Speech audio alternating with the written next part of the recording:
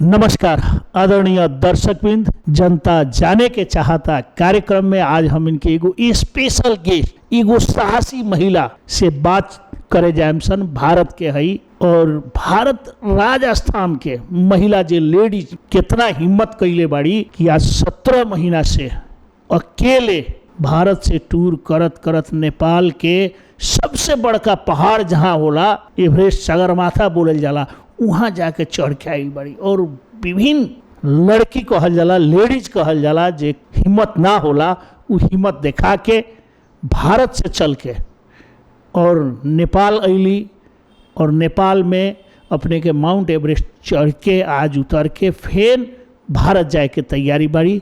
जे आज वीरगंज में हम भेटैली और उनका से गप करम सन, हमनी के बातचीत करम सन उनका संघर्ष के। नमस्कार। नमस्ते। सबसे पहले आपका परिचय दीजिए।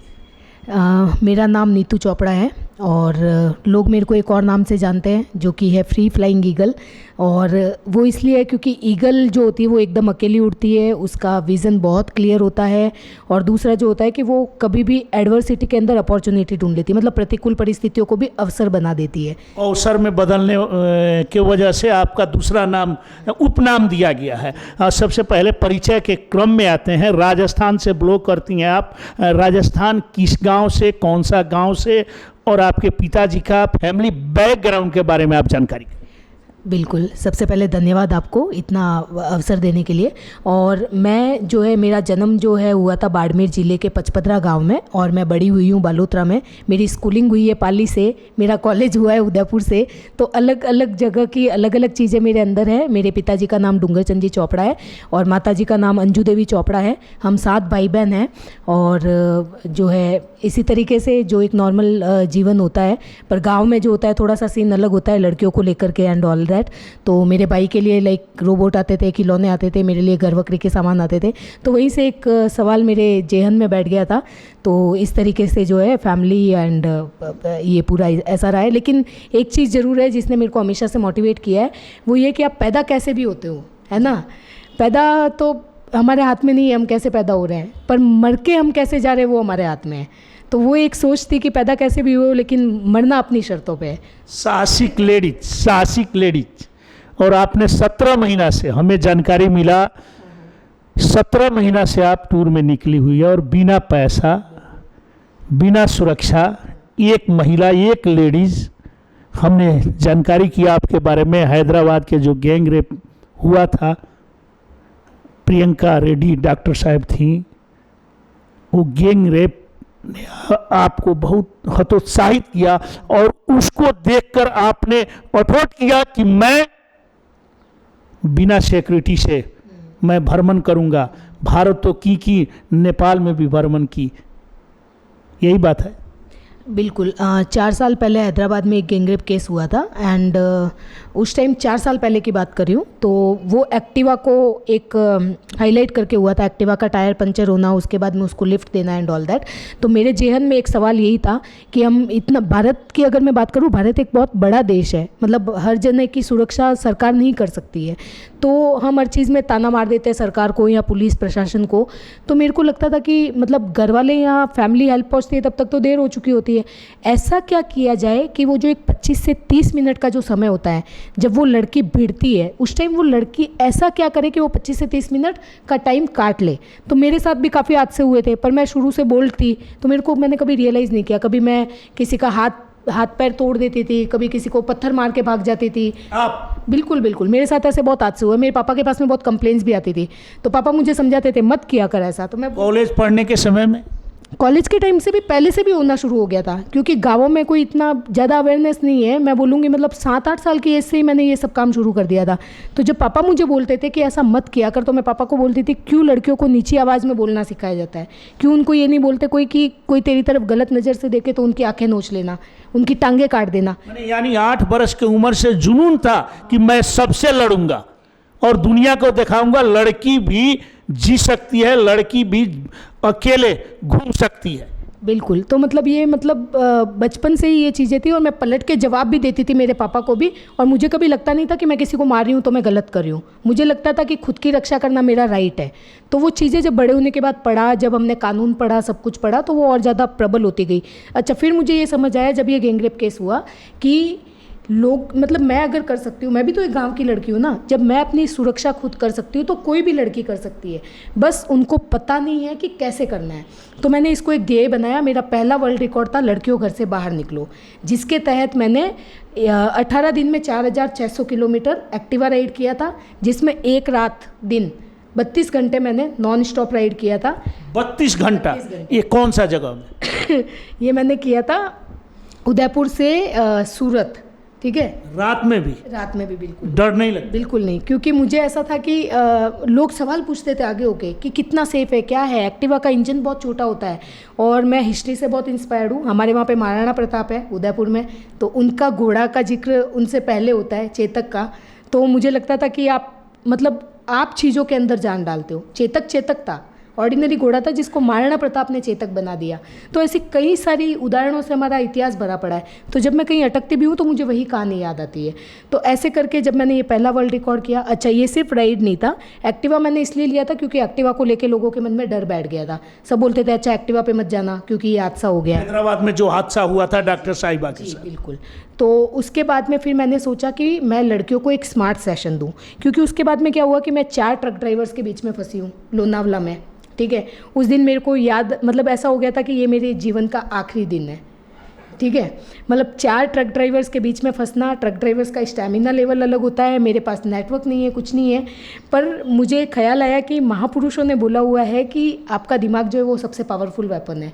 अगर एक बार के लिए आपके हाथ में रिवॉल्वर है ना, तो आपका हाथ दूर सकता है, रिवॉल्वर नीचे छूट सकती है, पर दिमाग का वेपन कोई नहीं हिला सकता है। तो जब मैं उस हादसे से बाहर निकल के आई ना, तो मुझे यकीन हो गया कि मतलब ये सब कुछ गेम है प्रिपरेशन ऑफ माइंड के ऊपर। तो फिर मेरे को और स्ट्रांगनेस आई। तब फिर मैंने इस बार सोचा, इस बार ये हुआ था कि इसके बाद मैंने एक और इंडिया बुक ऑफ रिकॉर्ड किया था, जिसमें मैंने 108 दिन में 20,000 किलोमीटर बाइक चलाई थी। 20,000 किलोमीटर? 108 दिन। हम जो माला में जो मोती होते हैं वो 108 होते हैं, और हमारे शाश्वत और अगर हम शास्त्र उठा के देखेंगे 108 का बड़ा महत्व है। तो वो 108 दिन का मैंने टारगेट रखा था और मैंने 20,354 किलोमीटर सिंगल अकेले बाइक चला के? बिल्कुल। और मैं भारत की पहली लड़की हूँ जिसने पूरा India 28 state, 9 union territories, Andaman Lakshadweep जो पानी के अंदर है, ठीक है, और 4 कोने इंडिया के, तिब्बत, कन्याकुमारी, कश्मीर और द्वारका, ये पूरा सर्किट मैंने इंडिया का 108 दिन में 20,354 किलोमीटर की राइड करके 18,000 युवाओं के साथ में मैंने बातचीत की। साहसिक लेडी नीतू चोपड़ा अगर बात करे जाम तो यहाँ के बात अपने सुनिए। ये वो राजस्थान के गांव से रहे वाली लड़की आज अपने के हिम्मत के दाद देवे के परी एकदम गांव से रहड़। लेकिन इनकर बारे में अगर चर्चा कर जाए, यहाँ के भारत के सेना में भी कुछ दिन जागीर कैले बनी। क्या आप सेना की में भी जागीर खाई हुई? जी, मैं हमारे इंडिया में जो है एनसीसी और एनएसएस करके एक्स्ट्रा करिकुलर एक्टिविटी होती है, नेशनल कैडेट कॉर्प्स। तो एनसीसी से मैं सी सर्टिफिकेट से गोल्ड मेडलिस्ट थी, तो इस वजह से मैं एज ए जीसीआई मैंने ज्वाइन किया गर्ल्स कैडेट इंस्ट्रक्टर की पोस्ट पे। तो वहाँ पे भी मेरी ड्यूटी यही थी, लड़कियों को ट्रेन करना। तो वहाँ जब लड़कियों को मैं ट्रेनिंग देती थी, जब हम लाइक फायरिंग करते थे गोलियाँ चलाने की, तो जो लड़कियां बोलती थी ना, वो हमेशा कॉम्प्लीमेंट देती थी कि मैम आप कैसे कर लेते हो। अच्छा, एक और बात ऐड करती हूँ, मैं जैन फैमिली से बिलोंग करती हूँ। मेरी जैन फैमिली? जी, मेरी जो 3 बहनें हैं वो दीक्षित है, साधु बन चुकी है। तो घर में जब मेरे को डॉक्टर बनना था, सबसे पहले बोलते ना कि बचपन में क्या बनना है, तो मुझे डॉक्टर बनना था। तो डॉक्टर बनने के टाइम पापा ने बोला था कि हम जैन परिवार से हैं और तू मेंढक पे चीर फाड़ करेगी, तो ठीक है, वो एक स्कोप टल गया। फिर वापस दूसरा ऑप्शन भी ये चुना आर्मी में जाने का। गोली चलाना पड़ता है। हाँ। तो उसमें भी तो जाना बहुत मुश्किल था। तो वो बोले कि हम अहिंसा के पुजारी, तू हिंसा करेगी। तो उस दिन तो मैं नहीं रोक पाई खुद को, क्योंकि देश मेरे से ऊपर था। तो मैंने पापा को एक ही चीज़ बोली, मैंने कहा पापा हर चीज़ का अपना महत्व है, और आपको अगर ऐसा लगता है तो आप साधुओं को बॉर्डर पे भेज दो और सैनिकों को छुट्टी दे दो। तब उनको शायद कुछ समझ आया। मतलब ये हमेशा से मेरे कन्वर्सेशन ऐसे रहते थे, घर वालों से लड़ना एंड ऑल दैट। फिर मैंने अपना मर्जी से काम किया। पर फिर चलते चलते मेरे को ये जब गैंगरेप केस हुआ, तब मेरे को एक चीज़ समझ आई कि देश के बाहरी सुरक्षा के लिए फौजी तैनात है, पर आप अंदर जो कीचड़ पनप रहा है उसको आप कैसे साफ करोगे। तो फिर मैंने अपनी वर्दी त्यागी, क्योंकि मुझे अपने हिसाब से देश में बदलाव चाहिए था। तो फिर मैं अपने और बदलाव के लिए जागरण अभियान कहा जाए, जागरण अभियान के लिए देश दौड़ा हमें लग गई। बिल्कुल। तो अभी जो मेरा मिशन है वो है प्रोजेक्ट परवाज़। परवाज़ यानी कि उड़ान, जो ईगल उड़ती है उसकी उड़ान है। और इसका जो हेडलाइन है वो है डर को डराओ, डेयरिंग बन जाओ।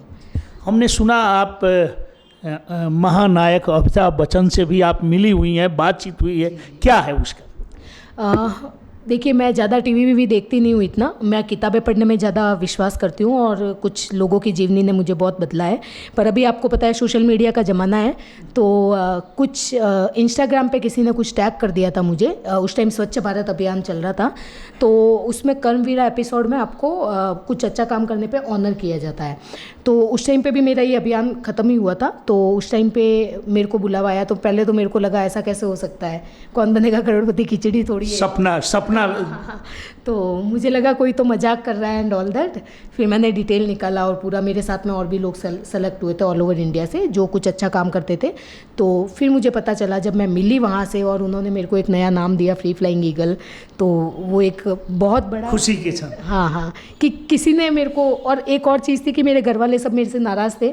वो मुझे बोलते थे ये आवारा है, ये भटकती रहती है, इसका कोई लक्ष्य नहीं है, कैसा लड़की हो गई है। तो ये मतलब जॉब लग गई, फिर जॉब छोड़ दी, इसने पता नहीं इसके दिमाग में क्या चलता है। पर वो दिन था कि वहाँ पे रिकॉग्नाइजेशन मिलने के बाद में मेरे गांव के लोग, मेरे घर के लोग, सब लोगों को लगा कि मैं कुछ कर रही हूँ। तो एक सिर्फ उनके बोलने की वजह से मेरे समाज के अंदर मेरी जो है पहचान ही बदल गई और आज भगवान की दया से सब कुछ ठीक है वहाँ पे। आज मम्मी और पापा क्या करते? मम्मी तो मेरी हाउसवाइफ है और पापा का कपड़े का बिज़नेस है, वही गांव में वही होता है। और बाकी मेरी फैमिली की बात करें, मेरी छोटी बहन की बेंगलोर में शादी हो गई है एंड मेरा जो भाई है वो फॉरेंसिक सीए है।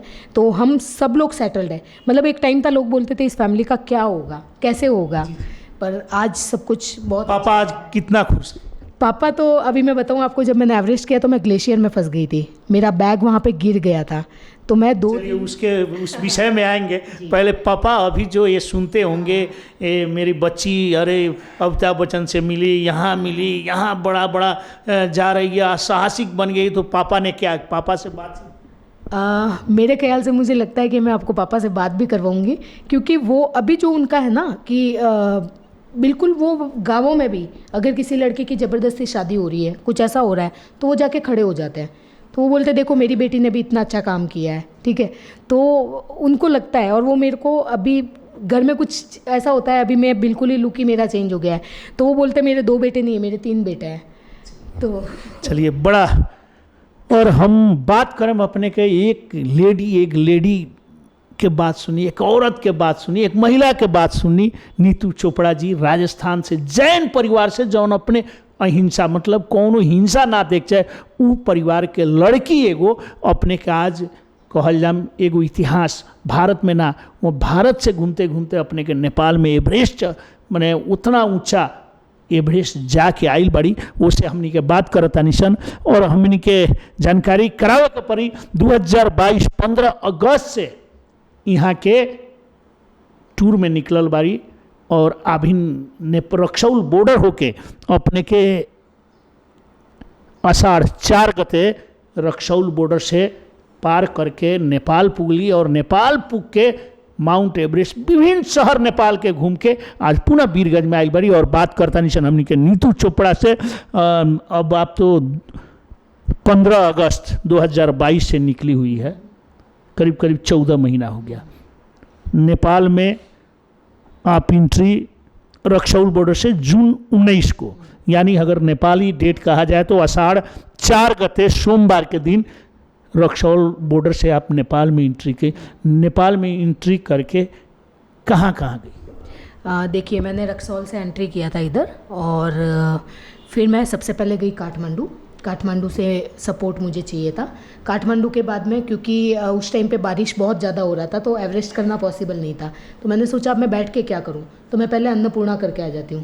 तो मैं पोखरा पहुंची। पोखरा से, क्योंकि अन्नपूर्णा, पोखरा क्या चीज़ से गई पोखरा जाने में? जैसे अकेले एक लेडी, आपका सहयोगी कोई नेपाल में जैसे आए तो कैसे जानकारी हुआ नेपाल बीरगंज से कैसे काठमांडू पुगी, काठमांडू से पोखरा कैसे पुगे? जानकारी तो कोई कि नेपाल पहले आई थी? नहीं, देखिए क्या होता है ना कि मैंने आपको बताया मैं 4 साल से ट्रैवल कर रही हूँ, तो रूट मैपिंग में मेरा बहुत अच्छा है। मैं गूगल खोल के देखती हूँ कौन सी जगह कहाँ है, कौन सी जगह बीच में पड़ रही है, स्टडी करती हूँ, आर्टिकल्स पढ़ती हूँ। और आज की तारीख में जितना नेपाल मैं घूमी हूँ ना, मुझे लगता है शायद कोई टूरिस्ट उस हिसाब से नहीं घूमा होगा, क्योंकि आप खुद सोचिए 5 महीना, ठीक है। तो मैं जब यहाँ पहुँची, यहाँ से मैंने पता किया कि कहाँ से ट्रक चलते हैं, क्योंकि मेरा मिशन जो है वो 80% मतलब ट्रक ओरिएंटेड है कि मुझे ट्रक में ही सफ़र करना है। ट्रक में?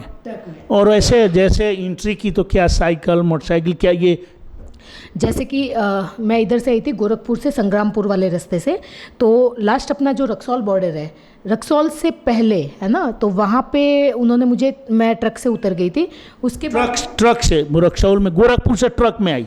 ट्रक में साइकिल था कि वैसे एकदम ड्रेस लगाई, बैग बोकी और ट्रक में? हाँ, बस वैसे ही ट्रक में जैसे बैग रहता है मेरे पास में, मैं आ गई। यहाँ आकर के मुझे नॉलेज हुआ कि यहाँ से एक जिप्सी आपको लेकर के जाएगी। मैं पहले एक बात इसमें काटना चाहूँ तो उत्तर प्रदेश, उसके बाद बिहार। बिहार का नाम सुनी हुई है, बिहार सुनते ही डर खौफ होने लगता है, तो मैंने पहले बिहार का बात करूँगा। एक ट्रक में, वो ट्रक ड्राइवर का भी नेचर वगैरह आपको मालूम होगा, तो क्या वो डर नहीं लगा? ट्रक में बैठी तो बिहार में क्या आपको मिला? थोड़ा बिहार के बारे में। मैं आपकी बात को और ऐड ऑन करती हूँ। बिहार तो फिर भी ठीक है, मैं बात करती हूँ जम्मू कश्मीर की, ठीक है।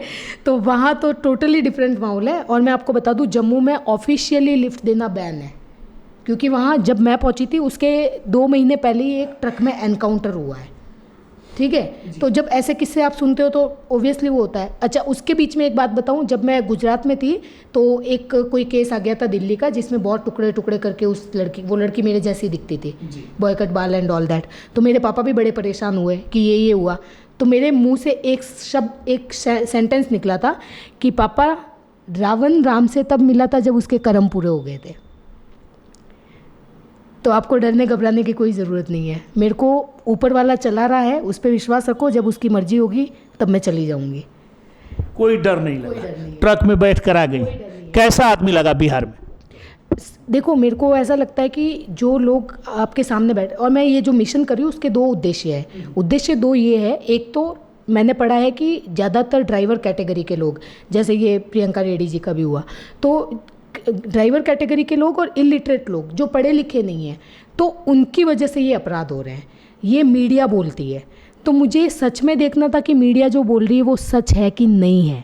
वो पता तब चलेगा जब आप दलदल में उतर जाओगे, ठीक है। तो मैंने शुरू किया, और अभी तक ऐसा नहीं है कि बुरे हाथ से नहीं हुए हैं, बुरे हाथ से हुए हैं। अभी तक कैलकुलेटेड बताऊँ तो सिर्फ 4 ऐसे हादसे थे जिसको मैं बुरे कह सकती हूँ, ठीक है, 4 ऐसे हादसे। तो आप बताइए कि करीब ये 14-15 महीने की जर्नी के अंदर 4 हादसे तो बनते हैं। ऐसा थोड़ी कि हर दिन ही मेरे को गलत इंसान मिल रहा है। और दूसरा मेरा ऑब्जेक्टिव ये था कि जो ट्रक ड्राइवर सामने बैठा है, मुझे उसको आकलन करना है, वो कैसा इंसान है, उसकी ज़िंदगी जाननी है। अगर क्राइम हो रहे तो ऐसा क्या फैक्टर है कि वो ऐसा काम कर रहा है। मुझे रूट तक पहुंचना था, तो मैंने लंबे मैं रात भर ट्रक ड्राइवर्स के साथ में रुकी हूँ। रात भर नाइट में?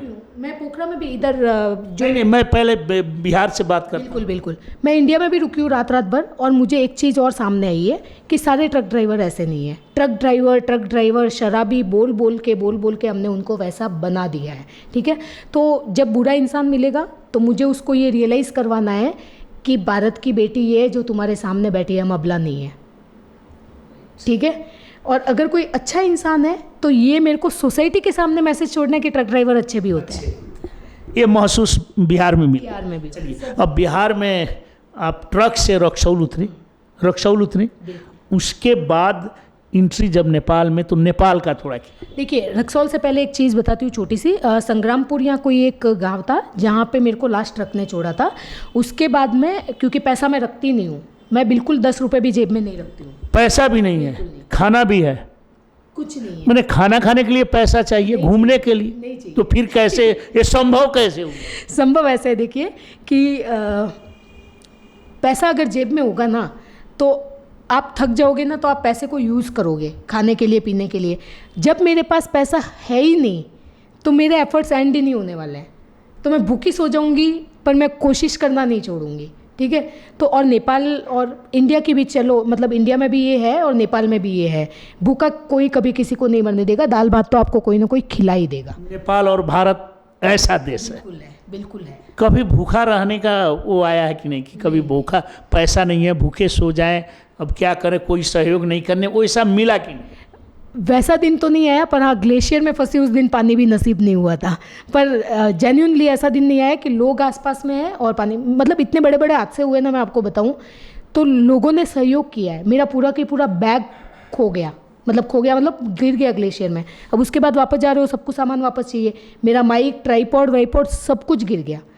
तो लोगों ने इतना सपोर्ट किया। त्रिवेणी में मैं, एक होटल वाले थे, उनको पता चला, मैंने उनको बोला मैं पैसा नहीं रखती पास में, ये मेरा है उसूल है ये, तो भी उन्होंने महादेव का, त्रिवेणी में भोले बाबा का इतना उन्होंने इमोशनल। अब काठमांडू, यहाँ से रक्सौल बॉर्डर से काठमांडू पुगी, उसके बाद पोखरा पुगी, उसके बाद क्या हुआ? उसके बाद देखिए कि अन्नपूर्णा में अगर आपको ट्रैकिंग करना है तो गाइड कंपलसरी है, ठीक है। और गाइड का आपको पता है कि गाइड कभी भी फ्री नहीं। इस टीवी से, आपका ये सामाजिक संजाल से, जो यूट्यूब से अगर देखेंगे तो लोग को भी, एक लेडीज़ को यहाँ भी आपसे जानकारी मिलेगा कि हमको भी अगर करना है क्या क्या करना होगा, क्या कठिनाई होगा, वो तो आप एक लेडी होकर, आप महिला होकर जब जानकारी देंगी तो काफ़ी ये लोग देखकर उनका भी एक अंदर से, जो कहीं ना कहीं महिला अपने आप को कमज़ोर समझती है, वो ना समझे कि हम कमज़ोर हैं, हम कर सकते हैं। बिल्कुल। तो जब मैं वहाँ पे पहुँची, पोखरा में पहुँची, तो पोखरा में एक्चुअली सबसे पहले तो अशोक जी वैद जो अंकल है, तो उनका कांटेक्ट बहुत काम आया मेरे को। अशोक वैद बीरगंज के उद्योगपति, तो इनसे कैसे आपका संपर्क? मैं जब यहाँ पे आई तो मैं, जैसे कि मैंने बताया, मैं जैन फैमिली से हूँ, तो मैं एज ए मोटिवेशनल स्पीकर बहुत जगह पे प्रोग्राम कर चुकी हूँ। तो मेरे एक प्रोग्राम में यहाँ की एक डॉक्टर वंदना कुंडलिया, जो कि जैन उसमें काफ़ी एक्टिव कार्य करता है, तो वो मेरे से पहले मिली हुई है और बहुत रैंडम हमारे नंबर एक्सचेंज हुए थे। हमने कभी सोचा नहीं था कि हम एक दूसरे से मिलेंगे, ऐसे ही नॉर्मली एक दूसरे का, आपको स्पीच अच्छा लगता है तो आप वो कर लेते हो।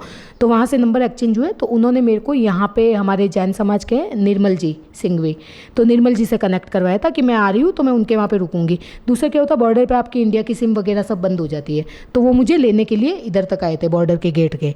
तो फिर दूसरे दिन अशोक अंकल से मिलना हुआ मेरा, और मुझे पता चला कि भारत नेपाल सहयोग मंच के भी प्रेसिडेंट है।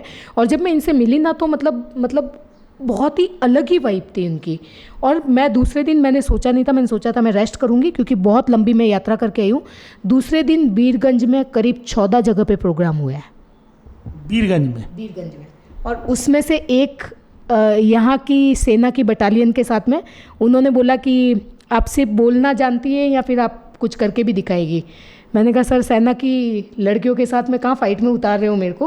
तो मैंने उनको बोला आप अटैक नहीं, मैं डिफेंड कर सकती हूँ, क्योंकि मैं ये सोचती हूँ कि कोई भी इंसान कितना भी ताकतवर आ रहा है, मैं खुद को बचा सकती हूँ। तो उन्होंने मेरी फ़ाइट करवाई प्रैक्टिकली उनकी आंखों के सामने, तब उनको विश्वास हुआ, ठीक है। तो ऐसे करके अलग अलग जगह पे, साइकिल क्लब में ये अपने एंटरप्रेन्योर ऑफ यूथ है, ऐसे ऐसे करके अलग अलग जगह पे प्रोग्राम हुए। फिर यहाँ से काठमांडू में तो मेरा कनेक्शन था ही वंदना दीदी का। इनके ही बिजनेस सर्कल में दिनेश जी, तरुण जी, ये लोग थे पोखरा में। तो एक छोटे से 5-7 बिजनेसमैन थे, उन्होंने मिलके मेरे को अन्नपूर्णा के लिए जो रिक्वायर्ड सपोर्ट था वो दिया।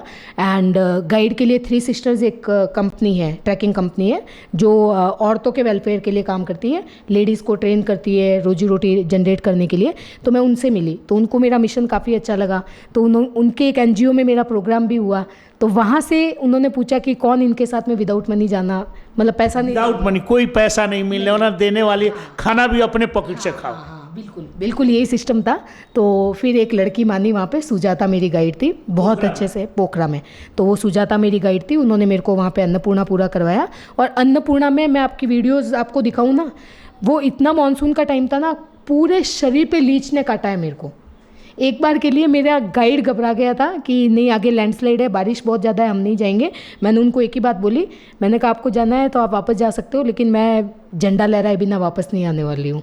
तो हमने वहाँ पे एक दिन वेट भी किया, हालांकि वो 5 दिन का ट्रैकिंग था, लेकिन मैंने 8 दिन लिए उसको करने में, क्योंकि सिचुएशंस फेवरेबल नहीं थी। पर अन्नपूर्णा पूरा हुआ। गाइड साथ साथ था कि बैक? नहीं, गाइड को भी ये लगा कि जब ये लड़की जा सकती है तो मैं क्यों इनके नहीं कर सकती। तो ऐसा करके और हमने उसको पूरा किया, और पूरा करने के बाद में फिर जब मैं नीचे आ रही थी, मेरा नेक्स्ट प्लान था एवरेस्ट, बट एवरेस्ट के लिए मुझे सितंबर तक वेट करना था। मैं जून में एंटर हो गई थी, तो अब सितंबर तक वेट करना तो मेरे लिए पॉसिबल नहीं था। तो मैंने सोचा कि नेपाल की परिक्रमा करते हैं। तो फिर मैं वहाँ से पोखरा से जो है निकली चितवन में। चितवन जी, तो चितवन में मैंने बात कर ली थी फॉरेस्ट डिपार्टमेंट से वगैरह। तब तक मुझे एडमिनिस्ट्रेशन भी समझ आ गया था कि नेपाल में गवर्नमेंट कैसे काम करती है, क्या क्या बॉडीज़ है, कैसे अप्रोच करना है। तो मैंने पूरा 1 महीना लेके सबको मेल वगैरह डाला, सब किया। तो वाइल्ड लाइफ से मेरे को जो है उन्होंने बोला सफारी तो नहीं हो पाएगा। फिर मैंने जंगल वॉक किया, 2 गाइड मेरे को मिले। होटल ने वहाँ पे जो है जंगल में जैसे ऐसे पैदल या कोई हाथी या गाड़ी, क्या चीज़ से जंगल?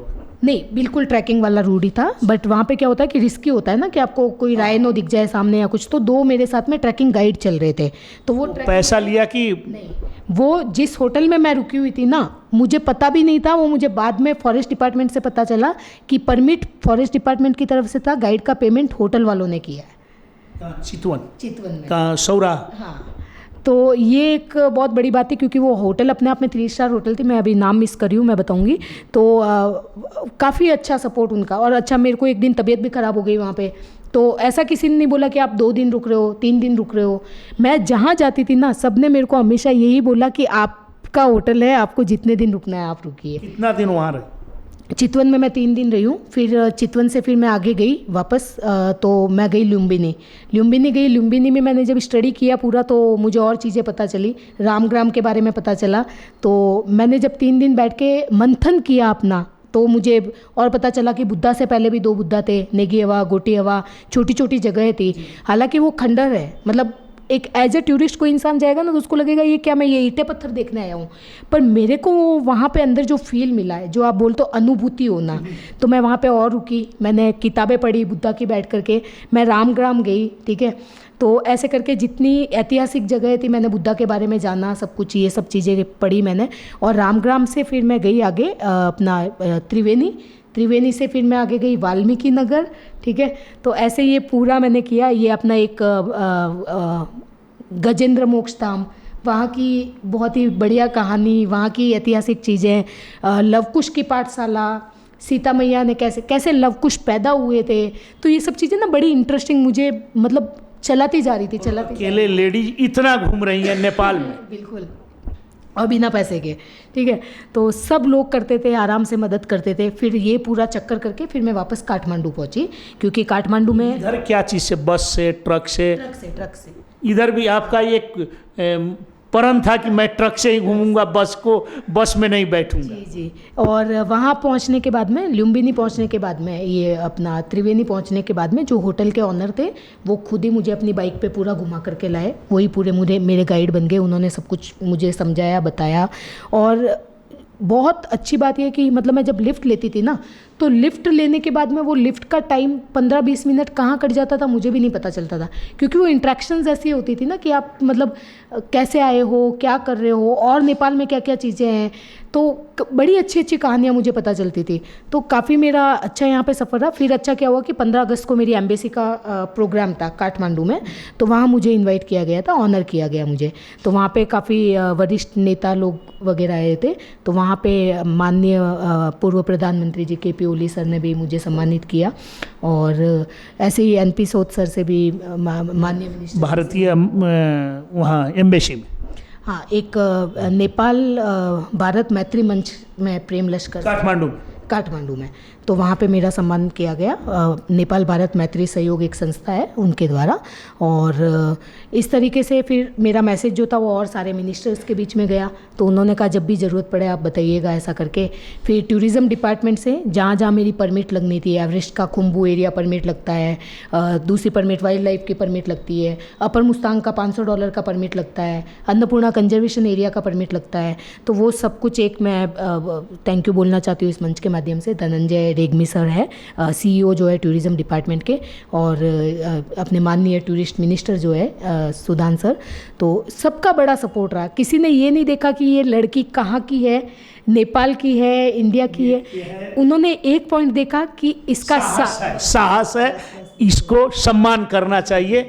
इसको जो सहयोग हो वो करना चाहिए। करना चाहिए। अच्छा, इसके बाद में ऊपर की मैं बात करूं, जब मैं पहाड़ों में गई हूँ तो कितना वहाँ दिन लगा जाने में? ओके, जैसे अन्नपूर्णा मैंने 8 दिन में किया था। एवरेस्ट का मेरा क्या था, एवरेस्ट में मेरे को जब से मेरे दिमाग में मैंने एवरेस्ट के बारे में सुना था ना, तब से मुझे था। और दूसरा ये है कि मैं एक स्लो ट्रैकर हूँ।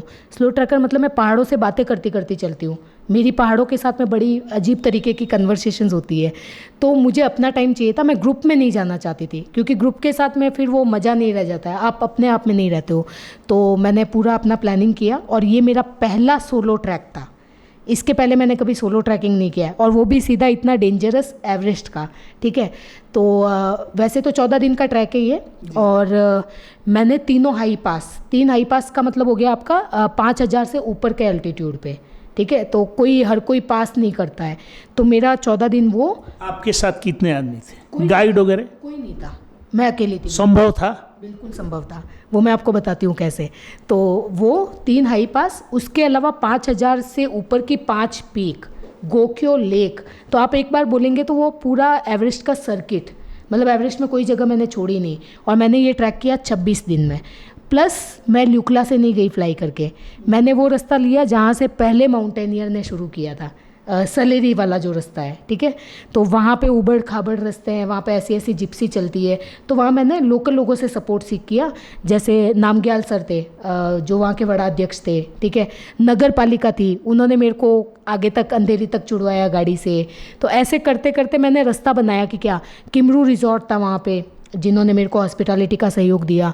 तो ऐसे करके मैंने अपनी उससे कि अच्छा अभी मुझे कहाँ रखना है, धुलीखेल रुकना है, धुलीखेल के मैंने सर्च किया तो बड़ा अध्यक्ष मिल गया, कहीं पे कोई मिल गया। तो ऐसे करके करके मतलब लोग मेरे इमारत बनाने के अंदर एक एक ईंट पत्थर चूना सब कुछ डालते गए, तो मेरा काम बनता गया। अच्छा, एवरेस्ट जाने के बाद में मेरे को पहले दिन डर लगा था। नामचे जब मैं पहला स्टेप मैंने लिया था, नामचे तक पहुंचना मेरे लिए बड़ा मुश्किल था। उसके बाद में मेरे को समझ आ गया कि सीधे सीधे रास्ते हैं, आराम से जा सकते हैं, कोई दिक्कत नहीं है। ऑफलाइन मैप मेरे पास में था और कहीं कहीं नेटवर्क आता था तो मैं बात कर लेती थी जहाँ मुझे रुकना है, तो वो मेरे को थोड़ी इन्फॉर्मेशन दे देते थे। दिक्कत आई जब मैं ग्लेशियर में फंसी, और वो था मेरी जर्नी ख़त्म होने से 6 दिन पहले की बात। 6 दिन पहले की बात। 22 दिन का टूर था और 6 दिन पहले 26 दिन का। हाँ, 6 दिन पहले वो मेरा लास्ट था। उसके बाद में सिर्फ मेरा एक रेंजुला पास बचा था। तो ग्लेशियर में मैं ऐसे फंसी कि इधर से एंट्री पॉइंट दिखा रहा है, लेकिन वो एंट्री पॉइंट मुझे दिखा नहीं और मैं आगे चली गई। आगे गई, टॉर्च लाइट वगैरह मैंने सब लगा रखा था, लेकिन करीब 6 बजे पहाड़ों में अंधेरा हो जाता है, आपको भी पता है। तो मैंने बेसिक माउंटेनियरिंग का तो ट्रेनिंग किया हुआ है, तो मेरी ट्रेनिंग और मेरी समझ के हिसाब से मुझे ये समझ आया कि रात को यहाँ नहीं रुकना चाहिए, क्योंकि ग्लेशियर रात में कुछ भी कर सकता है। ग्लेशियर का पानी आपको कहीं तक भी बहा के ले जा सकता है। तो मैंने कोशिश की कैसे भी करके बाहर निकलने की। तो पहाड़ी चढ़ के मैं क्रॉस करना चाह रही थी। अच्छा, वो पहाड़ी थी ना, वो 3 लेयर में थी। तो पहली लेयर ना मैंने बड़ी इजीली क्रॉस कर ली, तो मुझे लगा मैं दूसरी भी कर लूँगी, तीसरी भी कर लूँगी। दूसरी जब मैं क्रॉस करी थी तो उसका एक पत्थर निकल के एकदम मेरे हाथ में आ गया। तो अब देखो, ये जो खेल होता है ना, ये होता है फ्रिक्शन ऑफ सेकंड। हमेशा जैसे पत्थर हाथ में आया ना, तो मैं एकदम इस तरीके की पोजीशन में खड़ी हुई थी, और मेरे सीधा ख्याल में ये आया कि सिर में नहीं लगनी चाहिए, क्योंकि मैं अकेली हूँ, रात का टाइम है, सिर में लग गई तो मैं कुछ नहीं कर पाऊंगी। तो मैंने सोचा सिर को कैसे बचाया जाए। तो ये मेरे हाथ में पत्थर है और मेरे पीछे बैग है, और मैंने ऐसे पोजीशन टर्न करने की कोशिश की सिर को बचाने के लिए। तो जब मैं पोजीशन टर्न करने की कोशिश करी थी, तो वो जो मेरा बैग था उसको स्पेस नहीं मिला, वो यहाँ से और यहाँ से बेल्ट खुल के सीधा ग्लेशियर के अंदर। मेरी पोजीशन ये हो चुकी थी तब तक। अब मैं इस पोजीशन में थी और मेरे को पक्का पता था कि मैं क्लाइंब करना फिर भी इजी है, लेकिन नीचे उतरना बहुत मुश्किल है। एक पत्थर भी मेरे को लेके गया ना, मेरे को ग्लेशियर में डाल देगा। ठीक है, तो मेरे पास कोई ऑप्शन नहीं बचा था। अब मैं करूँ क्या? तो मैंने सोचा चलो धीरे धीरे मैंने बैठ के नीचे उतरना शुरू किया।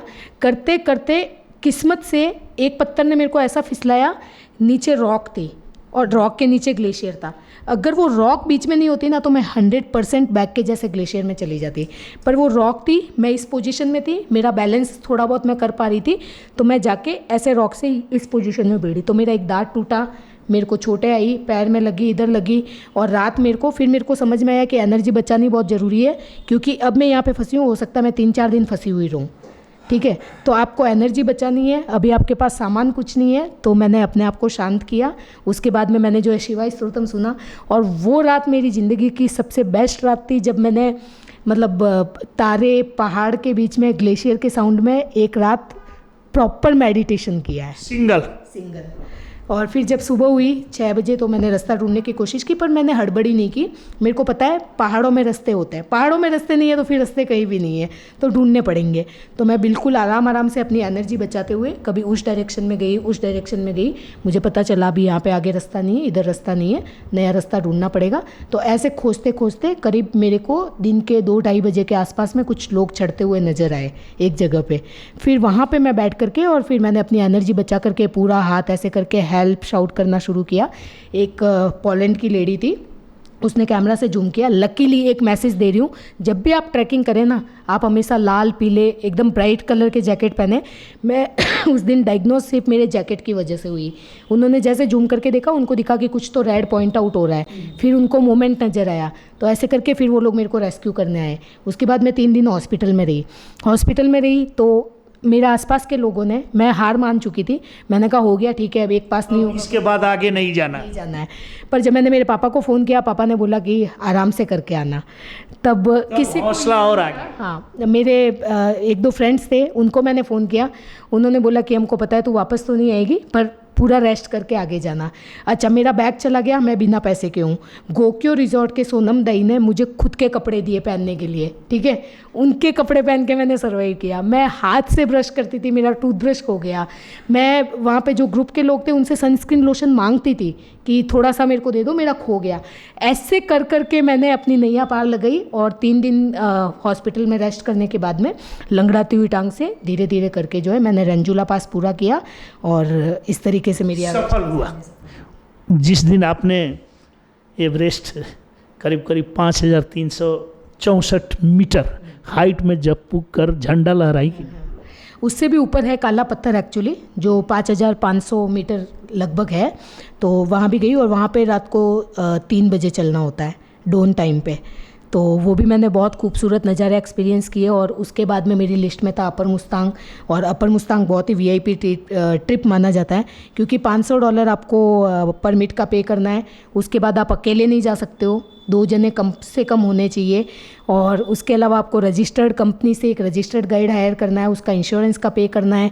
गाइड का आप नाना करके पर डे का 3000 रुपीज़ मिनिमम काउंट कर लो। 10 दिन का ये ट्रिप था।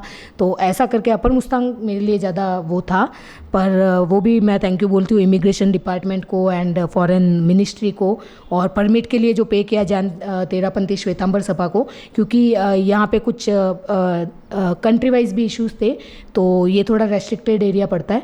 तो परमिट का मुझे उन्होंने किया, बाकी सब कुछ जो है मैंने लोकल लोगों के थ्रू मैनेज किया। वहाँ के जितने भी गेस्ट हाउस थे उन्होंने इतना अच्छा वेलकमिंग किया मुझे, उन्होंने किसी ने कोई पैसा वैसा नहीं लिया, एंड बहुत ही अच्छा ये ट्रिप रहा। और 3-4 अपना दुखद तो बात बताई, जो मतलब एवरेस्ट जाने के बाद में कितना कठिन, कितना कि मन हो गया कि अब नहीं जाए, लौट जाए, लेकिन खुशी का क्षण कब हुआ? देखो, हर टाइम ही मेरे लिए खुशी था कि दुखी तो एक बताई, लेकिन खुशी तो डेली होता है आदमी को जीवन में, लेकिन एक सबसे ज़्यादा खुशी कब हुई? सबसे ज़्यादा खुशी तभी हुई थी जब मुझे पता चला कि फाइनली मैं अपर मुस्तांग जा रही हूँ, क्योंकि वो एक मेरे लिए था कि मेरे को ना पहाड़ों की बहुत भूख है। तो मैंने सुना, जब मैंने देखा कि अपर मुस्तांग के पहाड़ बहुत ही अलग है, एकदम लेह लद्दाख जैसा बोलते, और सच में मैंने देखा, कहीं आप देखोगे तो हाथी के नाखून नज़र आएंगे, कहीं फेस नज़र आएंगे, मतलब बहुत ही अलग तरीके के पहाड़ है। और वो कितने सालों पुराना इतिहास है, 5-5 हज़ार साल पुराना। तो वहाँ के जो गाँव थे, और मैं आपको बताऊँ वो 10 दिन का ट्रिप था जो मैंने 8 दिन में ख़त्म किया, ठीक है, 8 दिन में ख़त्म किया, प्लस मैं 3 विलेज एक्स्ट्रा एक्सप्लोर करके आई हूँ। तो अब आप मेरी स्पीड का अंदाज़ा लगा लो, मतलब नॉर्मली 10 दिन का परमिट होता है, मैं 8 दिन में करके और 3 गांव ज़्यादा एक्सप्लोर करके आई हूँ वहाँ पे। और वहाँ के लोगों से बातें करना, वहाँ के बारे में, अगर आप कहीं जाते हो ना, अगर आपने वहाँ की चीज़ों के बारे में पता नहीं किया तो कुछ नहीं किया, मेरे को ऐसा लगता है। तो मैंने हर चीज़ को डॉक्यूमेंट करके रखा हुआ है, तो वो एक मेरे लिए बहुत ही खुशी का पल था। अच्छा, वापस आते टाइम भी फिर मैं अटक गई थी, क्योंकि 4000 पे मेरे को एल्टीट्यूड सिकनेस हो गई थी। देखो, एवरेस्ट में मेरे को कुछ नहीं हुआ, पर अपर मुस्तांग का जो विंडी एरिया है ना, जो आपको थोड़ी सर्दी भी होती है, तो वहाँ पे मेरे को थोड़ा दिक्कत हो गया था, ब्रीदिंग प्रॉब्लम वगैरह होने लगा। पर मुझे पता था, क्योंकि मैंने ट्रेनिंग कर रखा है कि ब्रीदिंग प्रॉब्लम होता है तो आपको बैकपैक को और आराम आराम से चलना शुरू कर दो। उस दिन लास्ट 28 किलोमीटर का ट्रैक था। 7:30 बजे मैं गाँव से नीचे उतरी हूँ, वहाँ पर एक बाउंड्री बॉर्डर के उसमें मैं फंस गई। उनका आप क्या करें, पर लकीली वहाँ पर नेटवर्क आ रहा था, तो वहाँ मैंने गूगल में जूम करके देखा कि यहाँ पर ये प्रभासना करके एक गेस्ट हाउस है, उसका मैंने डिटेल निकाला, उसके अंदर कॉल का नंबर दिया होता, उनको मैंने कॉल किया कि हजूर मैं यहाँ पे फंस गई हूँ, और आपका 10 का मेन दिन था वो लोग आए मेरे को लेने के लिए, फिर वो पुलिस भी आई लेने के लिए, तो ऐसे करके उन्होंने रास्ता दिखाया। उतना 26 दिन के टूर में पैसा 1 रुपया भी आपका नहीं खर्च? 1 रुपया भी नहीं था। बस अपर मुस्तांग जाने से पहले, क्योंकि मेरा बैग पैक वगैरह सब खो चुका था, तमंग गियर शॉप है काठमांडू में, उन्होंने मेरे को सब कुछ स्पॉन्सर किया, बैग से लेके कपड़े तक पूरा। बाकी कुछ छोटे मोटे मेरे गजेट्स खो गए थे, गोप्रो की बैटरीज वगैरह वो सब, तो वो अलग अलग ऑर्गेनाइजेशन ने अपने अपने तरीके से कुछ कुछ थोड़ा बहुत कंट्रीब्यूट किया।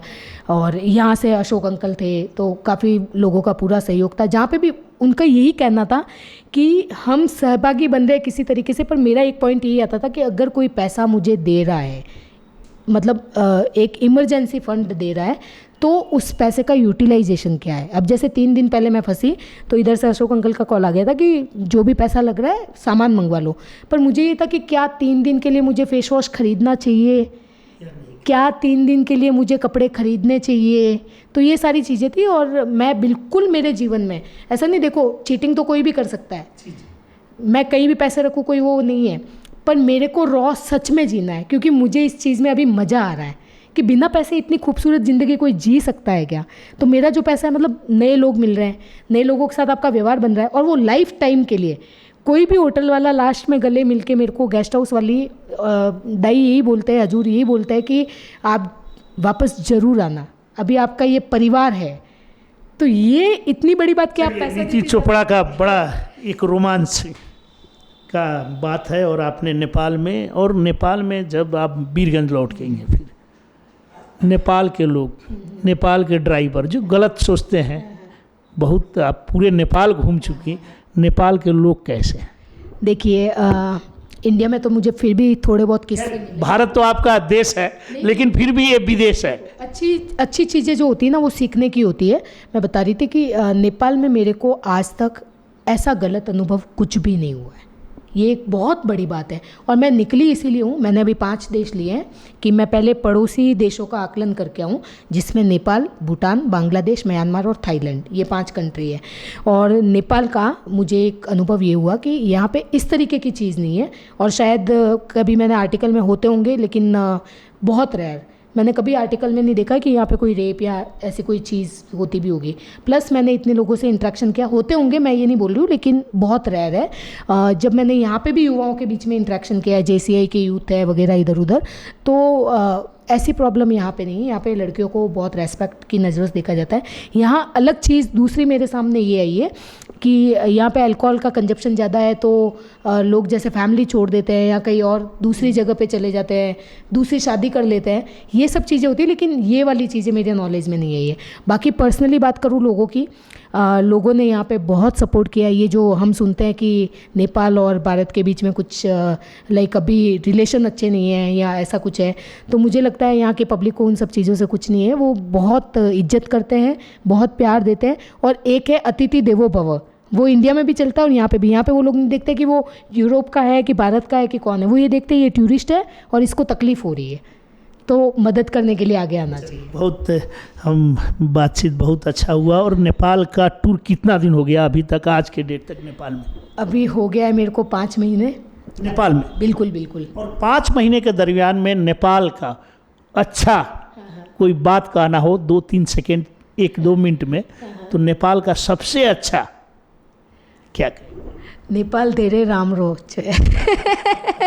कोई एक पर्टिकुलर पॉइंट नहीं है। हाँ, थोड़ा थोड़ा मैंने नेपाली भी सीखा है, अली अली विस्तारे विस्तारे पुग्यो भयो, तो वो है। और लोग यहाँ के बहुत अच्छे हैं, पहाड़ बहुत अच्छे हैं यहाँ के, और मतलब मैं बहुत इमोशनल फील कर रही हूँ कि अभी जाना पड़ रहा है मुझे ऐसा। अब नेपाल में तो 5 महीना के दरमियान में अगर नाम लेना पड़ेगा तो 2 आदमी का सिर्फ नाम लेना पड़ेगा। आप तो पूरे नेपाल का ले ली, 2 आदमी का सबसे आपको नेपाल में रहते समय आपको 2 आदमी को नाम लेना होगा तो किनका नाम? देखिए, एक तो मैंने बताया, मैं उन्हीं से मिलने वापस भी आई हूँ। अशोक जी बैद है जिनका बहुत ज़्यादा यहाँ पे सहयोग रहा है, और एक फूल कुमार जी लालवानी है जिन्होंने मुझे पूरा मिनिस्ट्री से वगैरह कनेक्ट करवाया, जो काठमांडू में रहते हैं, और एक महावीर जी संचेती अंकल जो इनडायरेक्टली हमेशा साथ थे। आपने 2 बोला, पर ये 3 लोग मेरे साथ में हमेशा, बहुत इनका सहयोग रहा आगे से आगे मेरा एक नेटवर्क बनाने में। अब नीतू चोपड़ा जी का अगला प्रोग्राम, अगला टूर कहाँ होने वाला है? देखिए, अभी अगर आप लोगों ने सुना या नहीं, एक होता है स्नोमैन ट्रैक जो भूटान में है, जो लगभग 28 दिन का ट्रैक है, और वो हिमालय का सबसे टफ ट्रैक माना जाता है, क्योंकि वहाँ पे कोई होटल नहीं है, कुछ नहीं है। आपके साथ में 2 सपोर्टर्स चलते हैं, एक टेंट लगाने के लिए, खाना बनाने के लिए, इस तरीके का वो ट्रैक है। और वहाँ पे लगभग -32 से -36 का टेम्परेचर है। और इससे पहले एक मोस्ट डेंजरस ट्रैक मैंने किया था, चादर ट्रैक, सियाचिन बॉर्डर पे आता है, तो वो -32 में था। तो अभी मेरा अगला पड़ाव वो है, और इसीलिए मैं एक महीने का ब्रेक ले रही हूँ, जिसको मैंने रिकवरी ब्रेक बोला है, क्योंकि मैंने इतने बैक टू बैक ट्रैक किए, अभी मेरी बॉडी एग्जॉस्ट हो चुकी है, तो अभी थोड़ा सा उसको टेक केयर करने का टाइम। घर में जाएंगी? जी, अभी मैं घर जा रही हूँ। पापा से बात होता है? बिल्कुल, क्योंकि अभी पापा इंतजार कर रहे हैं। 3 साल से मैंने वहाँ पे घर पे दिवाली नहीं मनाई है, और मुझे याद नहीं था। पापा ने दिवाली आने वाला है, तो पापा ने मेंशन किया, तो मैंने जवाब भी ऐसे दिया था, क्योंकि एक पीरियड था जब 3 साल मैं अपने घर वालों से भी दूर थी। तो पापा ने बोला, तुझे पता है 3 साल से तू घर पे नहीं आई है दिवाली मनाने के लिए? तो मैंने बोला, पापा हिसाब बराबर हो गया, 3 साल आपने नालायक बोल के घर में घुसने नहीं दिया था, 3 साल में अपनी मर्जी से नहीं। टीवी के मार्फत से पापा को क्या? पापा को अभी खैर ऐसा कुछ कहने का बचा नहीं है, क्योंकि वो बहुत प्रिपेयर हो गए। बस मैं थैंक यू बोलूँगी, क्योंकि मैं बहुत खुशनसीब हूँ कि जो मैंने बीज बोया ना, उसका फल मुझे खुद को खाने का मिल रहा है, क्योंकि पेड़ कभी खुद का फल नहीं खा पाता है, और ये पापा के सपोर्ट के बिना नहीं होता, क्योंकि सोसाइटी एक बहुत बड़ा फैक्टर है लड़ने के लिए। रोज़ उनको समाज के लोग बहुत कुछ बोलते हैं, बहुत गलत बोलते हैं मेरे बारे में, ट्रक में घूम रही है, ये कोई अच्छे संस्कार नहीं होते, पर मेरे पापा बोलते हैं कि मेरी बेटी ने इतना कुछ किया है, और आज मेरे को विश्वास हो गया है, क्योंकि वो जब मैं स्कूल टाइम में थी तभी वो उनको प्रिंसिपल बोलती थी, तो वो बोलते थे कि हाँ, ये पक्का कुछ करेगी, पक्का कुछ करेगी। तो पापा साथ में खड़े हैं। मैंने पापा पे एक कुछ लिखा भी था कि जब ज़रूरत थी तब आप साथ नहीं थे, लेकिन आपका आशीर्वाद और आपका साया मेरे साथ हमेशा है।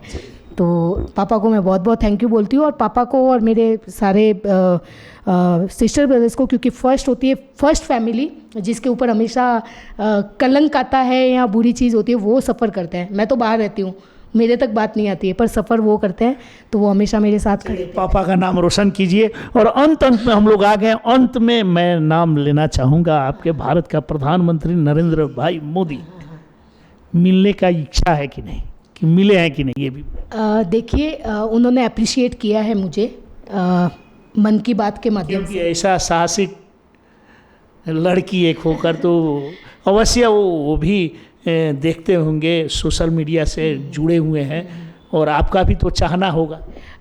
मेरा ऐसा अपॉर्चुनिटी बना है, पर कभी मिलना नहीं हुआ है। उन्होंने अप्रिशिएट किया है, उन्होंने शुभकामनाएं दी है, पर और मेरी भी एक बात है कि देखिए, उनके पास में बहुत कुछ है करने को, तो मेरी एक सोच है ये, मैं चाहती हूँ उनसे मिलना एक नागरिक होने के नाते, पर मुझे लगता है जब वक्त आएगा ना, तो अपने आप हो जाएगा। पर उन चीज़ों के पीछे पर्टिकुलरली टाइम वेस्ट करने का कोई फ़ायदा नहीं है। इससे अच्छा आप काम करने में विश्वास रखिए, एक न एक दिन मंजिल, क्योंकि 2 टीवी चैनल पे आ चुकी हूँ, रोडीज़ में भी आई हूँ, कौन बनेगा करोड़पति में भी आई हूँ, तो जिस दिन किस्मत साथ देगी उस दिन हम सामने बैठे होंगे। धन्यवाद, बहुत अच्छा बात हुआ। और आदरणीय दर्शकबिंद, नीतू चोपड़ा राजस्थान के रहे वाली, जैन परिवार से साहसी बात सुनैली, और नेपाल के ट्रैकिंग के कहानी जौन सुनैली। अगर अपने के भी अगर औरत बानी, लेडीज बानी, तो कम से कम नीतू चोपड़ा जी के अपने के चेहरा बार बार हमने के दिखाओ तनिसन। नीतू चोपड़ा जौन एक साहसी लेडीज, और देखिए अब देखे में लेडीज ना लगी है कहते कम, लेकिन एकदम आज भी घर से केंग लड़ाई करके, और इनकर साहस के भी हमने के धन्यवाद दे हम सन। और आज के कार्यक्रम से विदा लेतनी, नमस्ते। नमस्ते। हाँ, धन्यवाद।